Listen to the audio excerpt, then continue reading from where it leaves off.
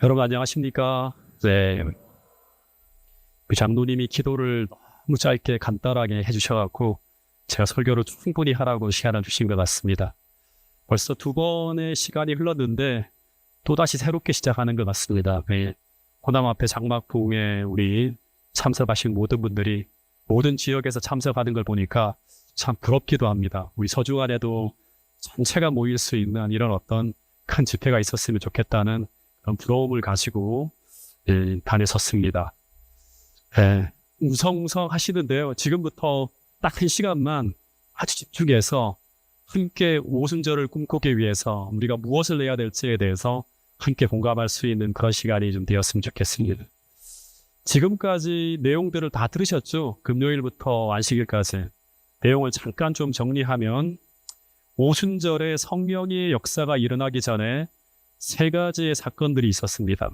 첫째 날에 말씀드린 것처럼 첫 번째는 제자들이 그리스도의 십자가와 부활을 목격하는 일이 있었고, 두 번째는 40일간의 살아계신 예수님과 개인적으로 40일 동안 집중적으로 성경을 연구하는 그런 시간이 있었고, 세 번째는 예루살렘을 떠나지 않는 믿음의 순종이 있었다. 그러니까 첫 번째는 우리가 직접 예수님께서 돌아가신 것을 보고 부활하시는 것을 보고 하는 어떤 그런 경험이라고 하면 40일간의 성경 연구와 순종이라고 하는 것은 우리가 해야 되는 어떤 그런 부분이라고 하는 것을 볼 수 있겠죠. 여기서 다시 한번 생각해야 될 게 순종이라고 하는 것인데, 창세기 6장에 보면 노아에 대한 이야기가 나옵니다. 창세기 6장 8절에 보면 노아는 하나님의 은혜를 입었더라고 합니다. 근데 은혜를 받은 결과가 무엇인가 하면 그 다음 절에 보면 노아가 당시에 의인이고 완전한 자이고 하나님과 동행하였는데, 근데 그 하나님과 동행한 삶이 어떤 삶인가? 그 다음의 이야기에 보면 노아가 방주를 만드는 이야기가 나옵니다. 그래서 하나님께서 노아에게 방주의 규격은 어떻게 하고 창은 어떻게 내고 하면서 아주 세세하고 디테일하게 그 모든 규격을 다 말씀해 주시는 이야기가 쭉 나옵니다. 그런데 22절에 보면 노아는 하나님의 모든 말씀을 다 어떻게 했다? 준행하였다. 어떻게 준행했는가? 방주의 모든 규격 하나하나마다 하나님이 지시하시는 대로 나의 생각과 지혜가 아닌 하나님께서 가르쳐 주시는 대로 철저하게 순종하며 방주를 지었다고 하는 얘기가 나옵니다.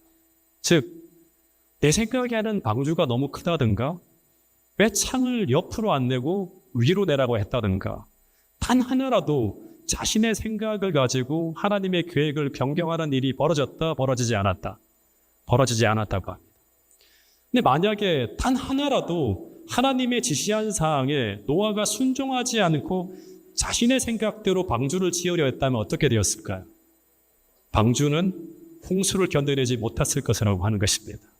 그런데 이 철저한 순종의 끝에 하나님의 구원의 방주가 주어지고, 그리고 그 후 성령의 바람이 불고 그 방주 안으로 하나님이 구원하시고자 하는 수많은 생명체들이 방주로 들어가는 역사를 창세기 7장에서 우리는 볼 수 있습니다.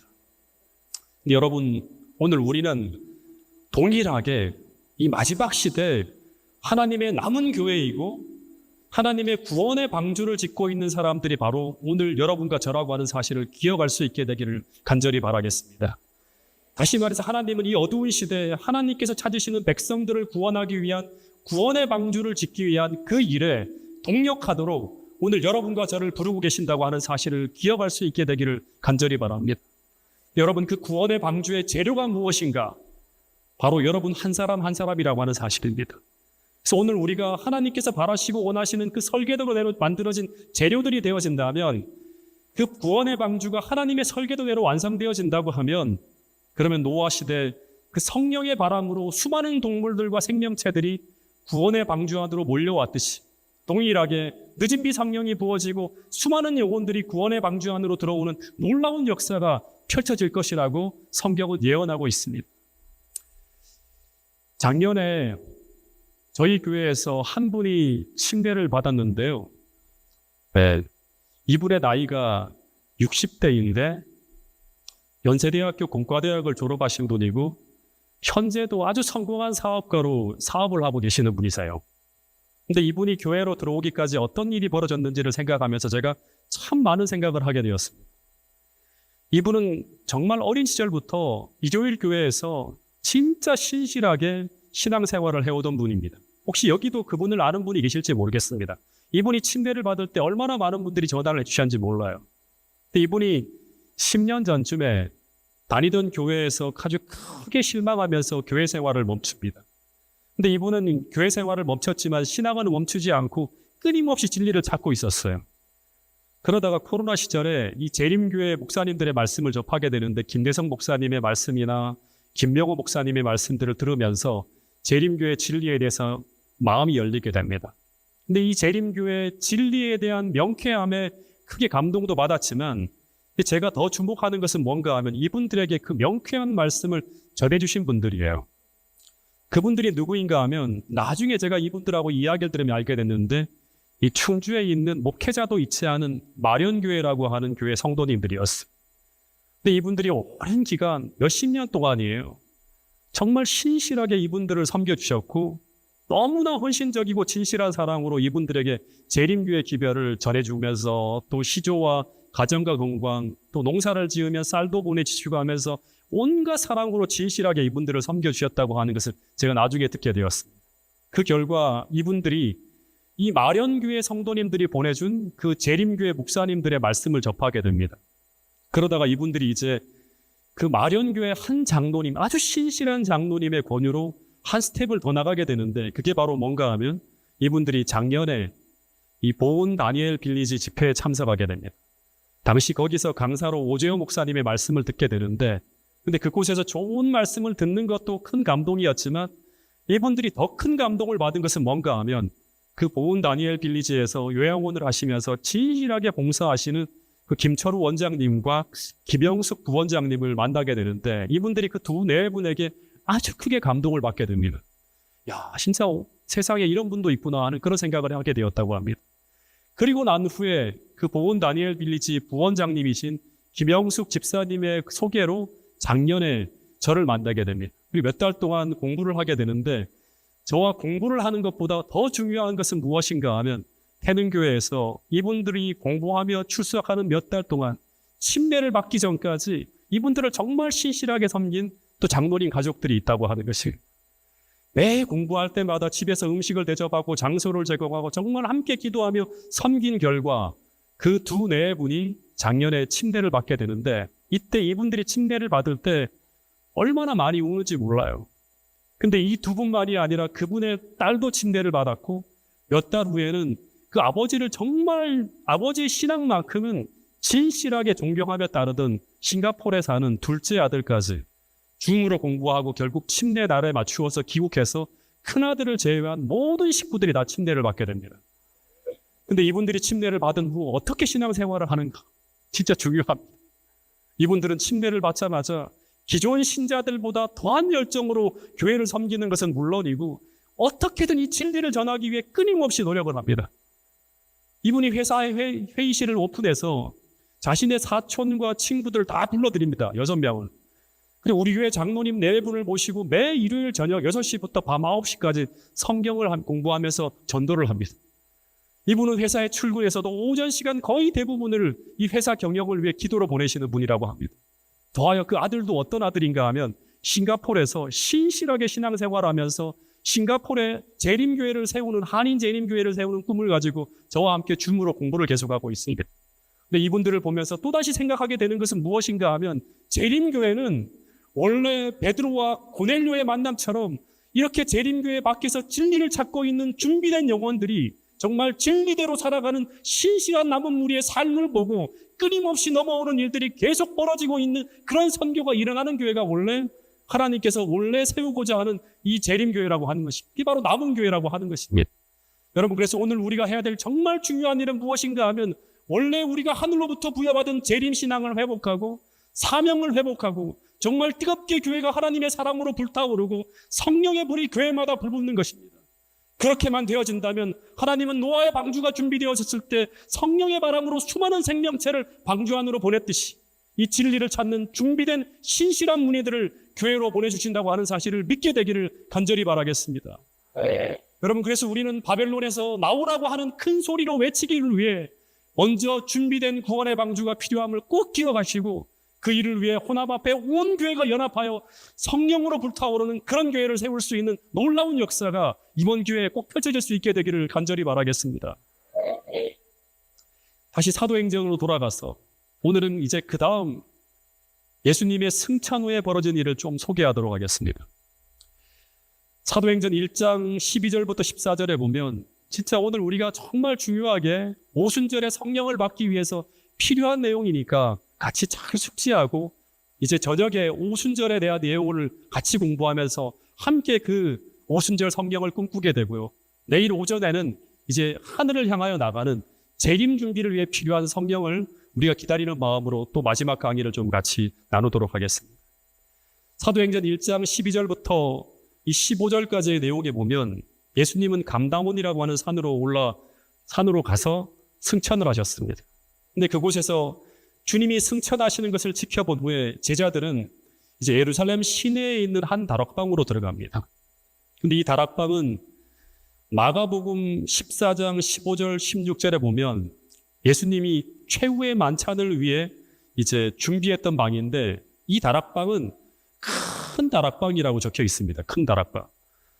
누가복음 22장 12절에도 보면 다 이 다락방을 어떻게 적었는가 하면 큰 다락방이라고 합니다.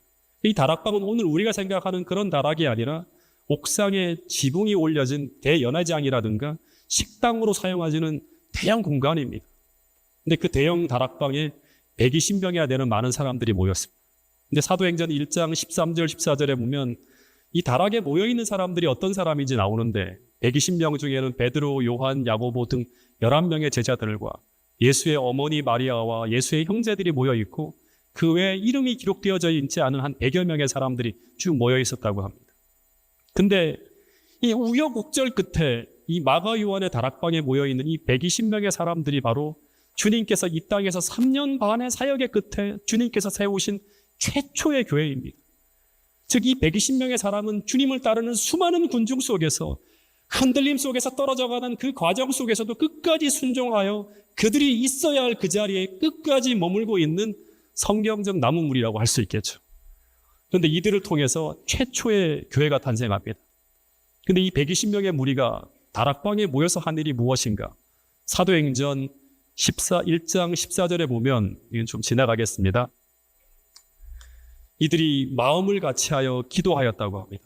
마음을 같이하여. 이 한 문장 속에는 많은 의미가 포함되어져 있습니다. 한번 생각해 보면 43일 전, 이때로부터 43일 전입니다. 똑같이 이 장소에 제자들이 모인 적이 있습니다. 근데 누가복음 22장 24절에 보면 그들은 이 다락에 모여서 무엇을 했는가 하면 누가 큰가 하여 다툼이 일어났다고 합니다. 43일이 지나가는 동안 그 사이에 어떤 일이 있었을까요? 주님께서 돌아가시는 그 모든 과정을 다 보았습니다. 두 번째, 그 과정 속에서 이들은 주님을 너무나 사랑하게 됩니다. 그리고 주님을 슬프시게 한 자신의 모습을 하나하나 헤아리며 정말 깊고 깊은 회개를 했다고 하는 것입니다. 여러분, 한번 생각해 보세요. 십자가 사건이 있기 바로 직전에 서로 누가 높은가로 다투던 그들이 그 다투던 장소로 다시 들어갔을 때 그들의 마음에는 어떤 일이 일어났을까요? 너무나 마음이 아팠을까요? 아마 모든 제자들의 마음은 이런 마음이 아니었을까 하는 생각이 듭니다. 고린도후서 7장 11절부터 있는 말씀인데요. 같이 한번 읽어보겠습니다. 시작.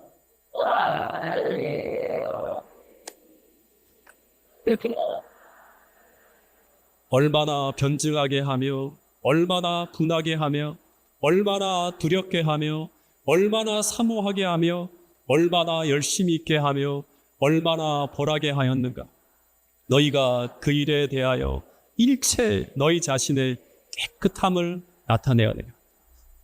이 근심, 이 간절함, 이 분함, 이 사모함, 이 열심, 이 모든 감정들은 우리가 참되게 회개할 때 우리 마음속에 일어나는 감정들입니다. 그래서 이 근심과 이 간절함과 이 분함과 이 사모함과 이 열심은 전부 성령께서 우리가 회개할 때 우리 마음에 주시는 마음들이고, 이 마음을 통해서 성령은 계속 우리 마음 속에 있는 깨끗하지 못한 마음을 청소하면서 결국 주님과 같은 거룩한 마음으로 우리를 변화시켜 나간다고 하는 것입니다. 여러분, 근데 이 참된 회개의 과정을 통해서 교회에는 어떤 일이 났는가 하면 비로소 그들은 모두 같은 마음을 가진 하나가 되었다고 하는 것입니다.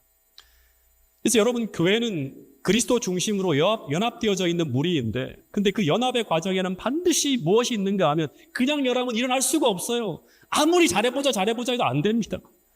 초기 교회의 연합에는 그 중심에는 무엇이 있었는가 하면 그 연합의 과정에는 반드시 깊고 진실한 회개라고 하는 이 과정이 놓여져 있었다고 하는 것을 우리 모두가 잊지 않게 되기를 간절히 바라겠습니다.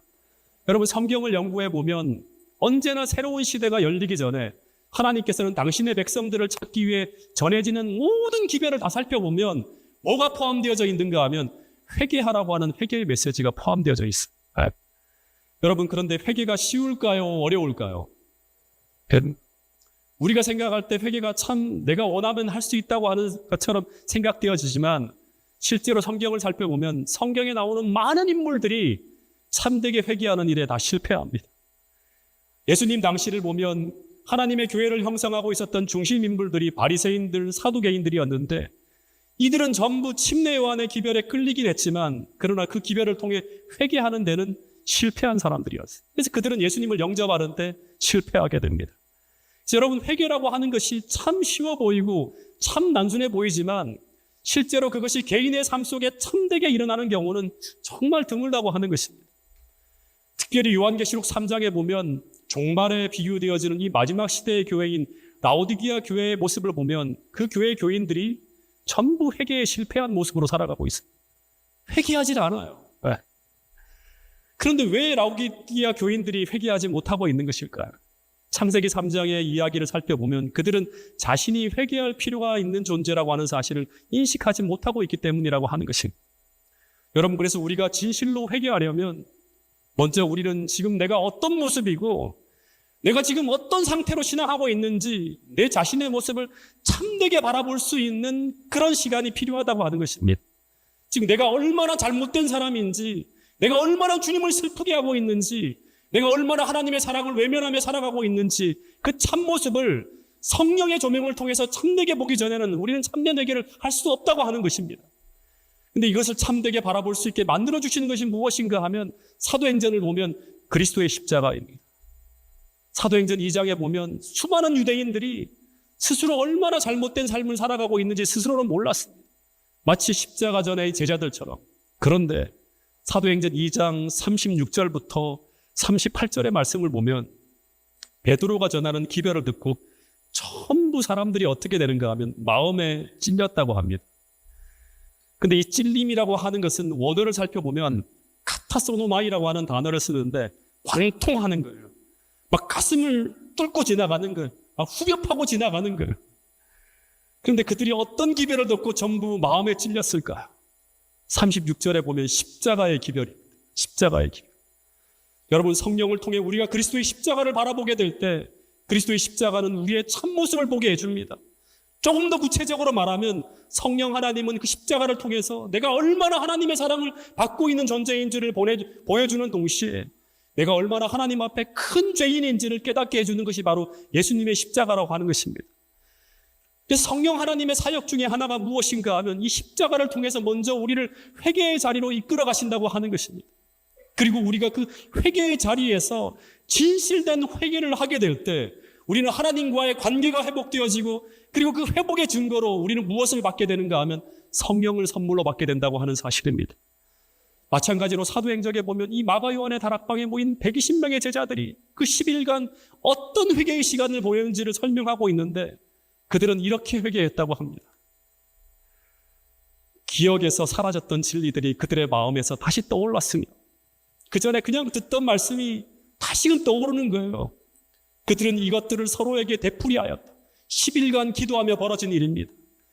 그들은 구주를 오해한 자신들을 체크하였다. 회개하는 것이죠.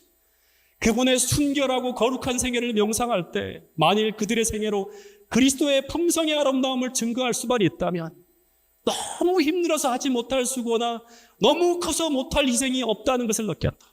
이 말씀은 한마디로 하면 주님을 사랑하는 마음이 그들의 마음을 가득가득 채우고 있었다고 하는 것이죠. 바로 이것이 진실한 회개의 과정에서 일어나는 결과라고 하는 것입니다. 아마 이들은 막 울었을 거예요. 십자가를 생각할 때마다 너무너무 슬프고 죄송한 마음에 막 뻥 울었을 거예요. 여기저기서 막 다 울고 있었을 거예요. 그들의 과거의 3년을 다시 살 수만 있다면 그들은 얼마나 다르게 행동할 것인지를 생각하였다고 하는 것입니다.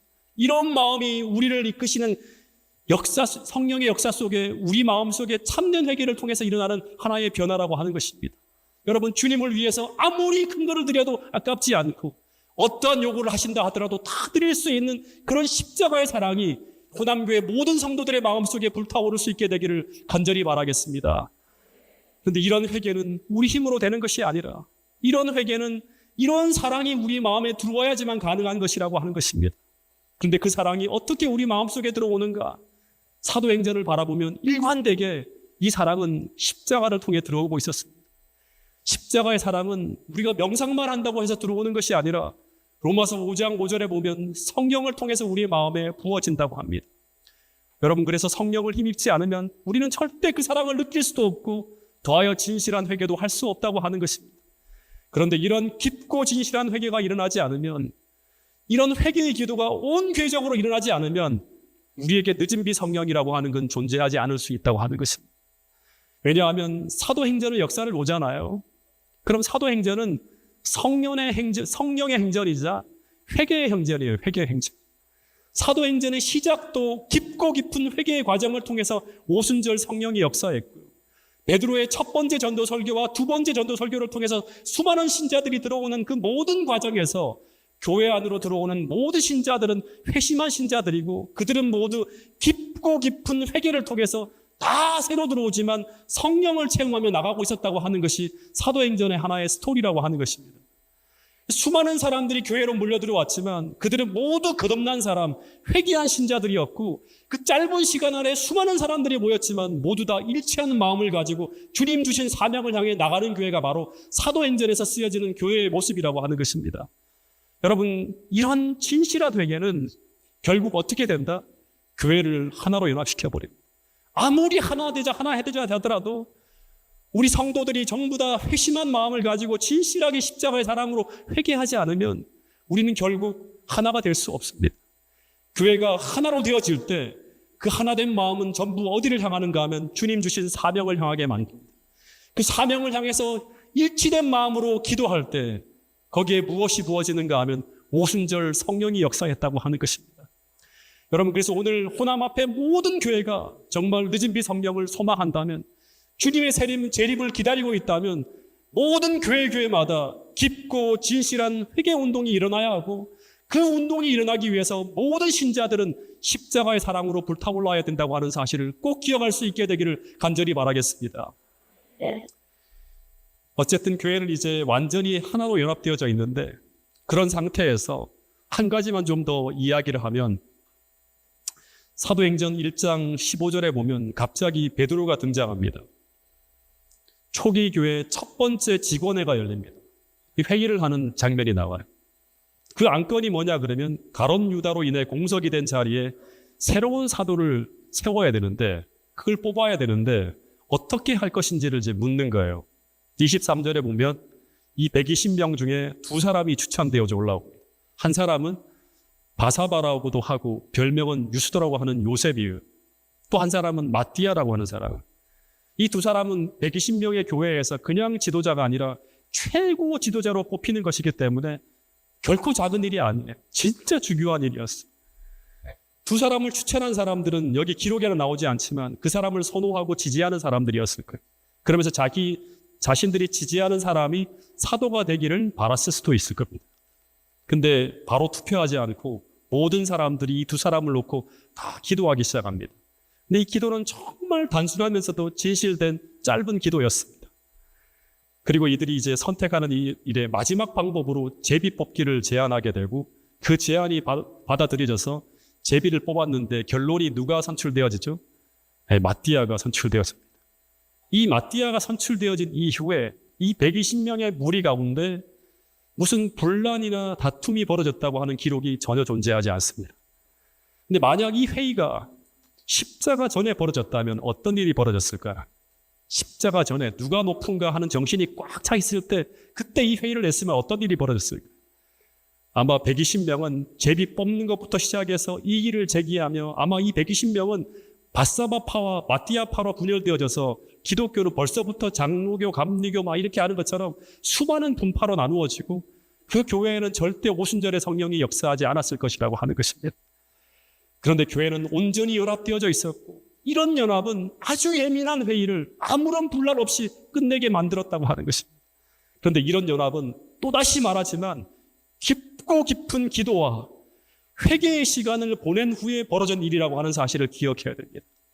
여기서 또 하나 생각하게 되는 것은 무엇인가 하면 성경에서 말하는 진실한 기도란 무엇인가? 이들이 전혀 기도에 힘썼는데 성경에서 말하는 진실한 기도가 무엇인가?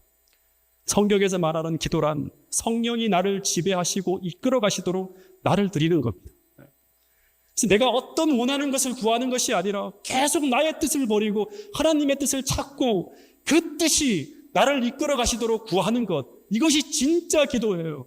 하나님의 뜻이 무엇인지를 묻고 그 뜻이 나타나면 순종하겠다고 하는 그런 마음을 가지고 기도하는 거예요. 이런 기도를 평생 하신 분이 누구인가 하면 바로 예수님이라고 하는 거예요. 예수님이 겟세마네에서 드려진 기도는 그분이 원하고 바라는 그분의 뜻을 버리는 것이 바로 겟세마네 동산에서 우리에게 보여준 기도라고 하는 것입니다. 이 잔을 내게서 지나가게 해달라는 것이 바로 주님의 뜻이었는데 주님은 나의 뜻대로 하지 마옵시고 아버지의 뜻대로 해달라고 하는 기도를 들으셨습니다. 이 기도가 겟세마네 동산에서만 드려졌을까요? 그렇지 않고 그분께서 매일 새벽 미명에 동산에서 드리신 기도는 바로 이런 기도였을 것입니다. 그런데 이것이 바로 예수님께서 성령 충만함으로 매일을 살게 하신 비결이라고 하는 사실을 우리 모두가 기억할 수 있게 되기를 간절히 바라겠습니다. 여러분, 오늘 우리도 주님처럼 기도한다면 오늘 우리도 주님처럼 성령 충만함으로 살 수 있다고 하는 사실을 꼭 깨달을 수 있게 되기를 간절히 바라겠습니다. 여러분, 오순절에 성령 충만한 초기교회 성도들은 매일 반복되는 이 자아의 싸움에서 기도로 승리하고 있었던 사람들이 바로 오순절에 등장한 예수님의 제자들이었다고 하는 사실을 기억할 수 있게 되기를 간절히 바라겠습니다. 마지막으로 한 가지만 좀 말씀을 드리고 마칠 텐데요. 제가 동작 중앙교회에 있을 때 경험한 것인데요. 저는 역사의 흐름을 바꾸는 작은 교회였지만 아주 감동적인 직원의 한 사건을 좀 여러분들에게 말씀을 좀 드릴까 합니다. 이 직원회의를 저는 지금도 잊지 못합니다. 직원회의를 거친 후에 교회가 엄청나게 큰 재정적인 축복을 받게 됩니다. 교회가 아직 넉넉하지 못할 때 교회가 아주 활발하게 돌아가고 있었는데 신형 차량을 어떻게 교회가 구하게 되어서 그때 기존에 있는 차량을 어떻게 할 것인가를 놓고 고민하며 직원회의를 했습니다. 당시 우리가 타고 있던 중고차를 중고시장에 팔면 한 400만 원 정도를 받을 수 있다고 하는 걸 제가 알게 되었습니다. 근데 이 400만 원이라고 하는 비용은요, 당시 동작중앙교회의 재정으로 보았을 때 어마어마하게 큰 비용이었어요. 왜냐하면 당시 교회 운영 자금이 한 500만 원 이하로 계속 유지되고 있는 그런 상태였습니다. 그리고 당시 이 구형 교회차는 우리가 새롭게 차가 생길 줄을 모르고요. 그냥 차를 오래 탈 생각으로 정비업체에 맡겨서 대대적으로 수리를 다 했어요. 타이밍 벨트도 갈고 타이어도 다 새거로 네 짝 다 갈고 그 다음에 소모품까지 다 수리했기 때문에 수리비만 하더라도 2015년 당시에 100만 원이 훨씬 넘는 그런 비용이었어요. 굉장히 큰 돈이 이제 들어간 거죠. 그런데 그때 제가 이 차를 중고시장에 내다 팔기 전에 그 옆에 작은 교회에서 교회차가 없어서 매번 우리 차를 빌려다 쓰고 있는 그런 한 교회가 있었습니다. 제가 그 교회가 생각이 나서 먼저 차를 팔기 전에 그 교회 목사님께 차를 아주 싸게 드릴 테니 혹시 우리 교회 차 타고 계셨으니까 그냥 이어 타실 생각이 있는지 한번 여쭤봤습니다. 그랬더니 목사님께서 너무나 행복해 하시면서 그 차 우리 교회에 꼭 필요하다고 하는 거예요. 얼마냐고 묻는 거예요. 400만 원만 주시면 그냥 바로 넘겨드리겠습니다. 그랬어요. 그랬더니 그걸 마련할 수 있는지 한번 물어보겠다고 하면서 목사님께서 교회에 돈이 없어서 고민인데 안식일 날 회의를 하고 난 후에 말씀을 드리겠다고 해서 안식일까지 기다렸습니다. 그래서 안식일 날 저희 교회도 직원회를 하고 있었고 동시에 그 교회도 직원회를 하였습니다. 직원회를 하면서 직원회 도중에 제가 다시 그 목사님께 전화를 걸어서 물었습니다. 목사님, 교회 차 어떻게 하실 건가요? 지금 결정해 주셔야 되는데요. 그러면서 얼마 정도를 돈이 없대요. 얼마 정도를 주실 수 있습니까? 물었더니 그 교회가 직원회의를 하는데 100만 원도 어려운 상황이라고 하는 거예요. 그래서 교회 차를 구매할 의사가 없구나 생각을 했어요. 그럼 목사님, 그러면 이 차를 그럼 딴 데 팔아도 되겠습니까? 했더니 목사님이 하시는 말씀이, 그런데도 그 차가 필요해서 그냥 하나님께 그 차를 달라고 계속 기도하고 있다고 말씀하시는 거예요. 그 말을 들으니까 기가 막힌 거예요. 즉 이 말은 그 차를 누군가가 기능해 주거나 아니면 그냥 달라고 하는 거예요. 그렇다고 당시 이 동작중앙교회도 그냥 차를 드릴 입장이 아니었어요. 교회 재정이 500만 원 이하로 왔다 갔다 하는데 무상으로 차를 넘기기 쉬운 일이 아니었어요. 거기다가 당장 우리는 전 교인이 모이는 여름 캠프를 그 다음 달에 산정 호수에서 수영장 딸린 큰 숙박시설을 통째로 다 빌리면서 굉장히 큰 재정을 투자해서 그 여름 캠프를 준비하고 있었습니다. 거기다가 더 큰 문제는 그 구형차 수리하는 수리비가 굉장히 크게 들어가고 있었고 새 차 등록비까지 들어가는 상황이라서 어떻게 보면 이 차를 팔아서 재정적으로 보태지 않으면 상당히 재정적으로 어려워질 수 있는 그런 상황이었어요. 그래서 이 목사님의 얘기를 목사님 죄송하지만 우리도 어렵습니다 하는 것이 상식이고 이게 세상의 경제학입니다. 근데 제가 당시 이 상황을 잘 판단해야겠다는 생각이 들었어요. 기도한 후에 직원들에게 가서 한번 이런 도전을 한번 해보자고 제안을 했습니다. 어떻게 보면 지금이 하나님께서 우리가 큰 축복을 받을 수 있는 기회다. 당장은 큰 재정이 나가겠지만 하나님의 축복을 크게 받을 수 있는 기회다. 왜냐하면 그 교회를 돕는 거니까. 더하여 우리가 그동안 배워왔던 성경의 가르침을 한번 적용해서 한번 우리가 믿는 하나님의 선하심을 경험할 수 있는 기회로 삼고 한번 도전해보자. 이런 얘기를 했어요. 그래서 직원들에게 그 차를 무상으로 교회에 한번 넘겨드리자. 이걸 제안을 했습니다. 왜냐하면 그 교회도 동작중앙교회도 우리 교회지만 그 교회도 우리 교회 아니냐. 근데 이런저런 얘기가 나오는데 대부분 현실적인 얘기를 막 하시는 거예요. 집사님들 이런 분들이. 그때 제가 이런 말을 했습니다. 만약 이 차를 무상으로 넘겨드려서 교회가 크게 어려워지거나 크게 약해지거나 심지어 교회가 망한다면 그렇다면 우리는 이 교회를 다닐 필요가 없다. 왜냐하면 하나님의 약속이 거짓말인 것이 증명되는 것이 아니냐. 그런 존재하지 않는 하나님을 믿으면서 뭐로 교회를 다니냐고. 그런 얘기를 하면서 우리 한번 이 약속을 체험하기 위해서 한번 하나님의 경제학 법칙을 한번 시험해보자. 그런 제안을 했습니다. 근데 너무나 감사하게도 모두가 알았습니다. 한번 도전해보자 하면 다 동의를 한 거예요. 두 번째 결의할 내용이 뭐냐 그러면 그 교회에 한 푼도 받지 않고 무상으로 차를 넘기는 것을 결정했는데 수리 중에 있는 타이어와 교체비, 타이밍 벨트를 바꾸는 거 100만 원이 넘는 걸 이거 어떻게 할 것인지 그건 교회에서 알아서 하게라고 할 것인지를 이제 묻는데 교인들이 일사천리로 하나님의 축복을 경험하고자 하는데 거기까지 나오는 모든 비용을 우리가 다 해결해 드려야지만 진짜 하나님의 약속하신 축복을 경험할 수 있지 않겠나 해서 너무나 감사한 마음으로 다 그 결정에 연합했어요. 그래서 차를 넘겨주고 수리비까지 다 우리가 해서 한 다음에 그걸 넘겼어요. 여러분 근데 이쯤 되니까 어떤 말까지 나오는가 하면 어떤 분이 목사님 이의 있습니다 하면서 아예 우리가 구형차를 타고 새로 나온 신차를 그 교회에 넘겨드리는 게 어떻겠습니까 하는 그런 말까지 하는 거예요. 성령을 받은 거예요 그분이.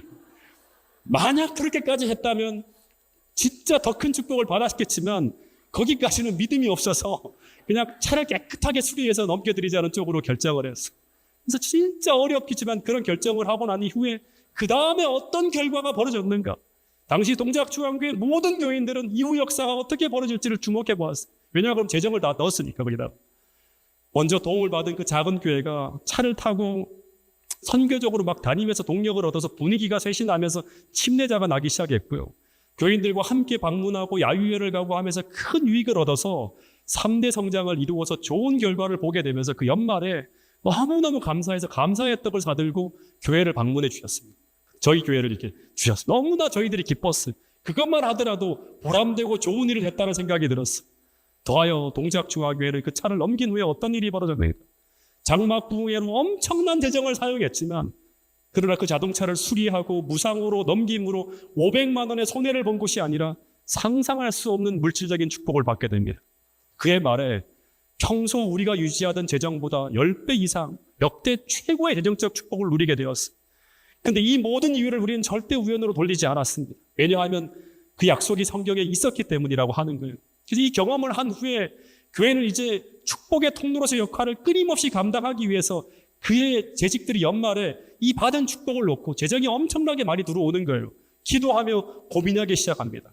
왜냐하면 하나님은 또다시 이 교회를 시험하실 것을 알고 있었기 때문에, 다시 말해서 하나님께서 주신 이 축복을 우리가 어떻게 가치 있게 나누고 활용하는지를 보시면서 다음 축복을 계획하고 있었다고 하는 사실을 우리가 기억하고, 교회가 어떻게 하는가 하면 이 믿음의 법칙을 따라서 서종할 앞에는 큰 교회와 빨리 30분 정도 시간이 남았다고 하는 건가요?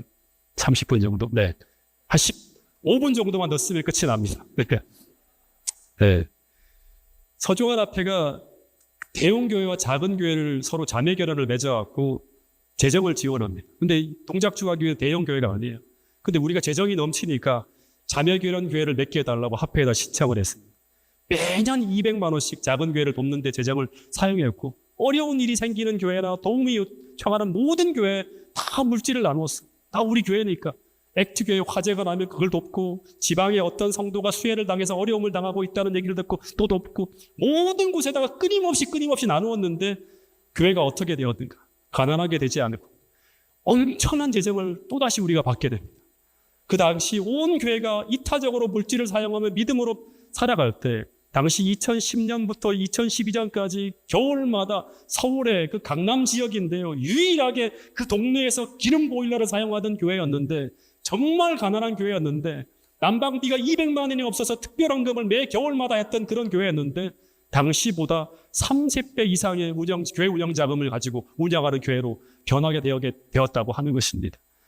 근데 교인들은 다 알았어요. 우리가 이렇게 살아갈 때 하나님께서 교회를 축복하시고 우리 삶을 축복하시고 우리가 어떤 삶을 살아야 되는지를 다 함께 기도하면서 보게 되었다고 하는 것입니다. 끊임없이 나눠주면 점점 더 재정이 넉넉히 채워져가는 이상한 기적을 경험하게 되면서 우리는 하나님이 존재하신다고 하는 사실을 모든 교회 교인들이 함께 보게 되었다고 하는 것입니다. 그러면서 교인들이 11금을 개혁하는 사람, 물질을 나누는 사람, 재능을 나누는 사람, 어려운 사람들을 돕겠다고 하는 사람들이 늘어나면서 더 교회가 은혜롭게 변해가는 것을 보게 되었습니다. 여러분, 말씀을 줄이면서 바라기는 2024년 호남 앞에 모든 교회가 하나님께 받은 사명을 놓고 정말 깊고 깊은 회개를 통해서 온 교회가 하나가 되어서 세상의 정신이 아니라 그리스도의 십자가의 정신으로, 자아희생의 정신으로 온 교회가 연합되어서 세상을 향해 하늘의 축복을 나눌 수 있는 축복의 통로로서 역할을 감당할 수 있는 그런 교회가 호남 앞에 모든 교회가 될 수 있기를 간절히 바라겠습니다. 하나님께서 호남 앞에 온 교회에 하늘의 축복을 끊임없이 부어주는 그런 한 해가 2024년이 될 수 있기를 간절히 바라겠습니다. 그러면서 다시 한번 오늘 받은 말씀들을 생각하면서 오순절을 꿈꾸는 여러분들의 마음속에 이 소망이 이번 한 번의 기회로 끝나는 것이 아니라 끊임없이 어떻게 하면 성령을 받을 수 있는가, 어떻게 하면 십자가의 사랑이 우리를 붙들 수 있는가, 이런 고민으로 이 한 기간을 보낼 수 있게 되기를 간절히 바라면서 오늘 말씀을 줄이도록 하겠습니다.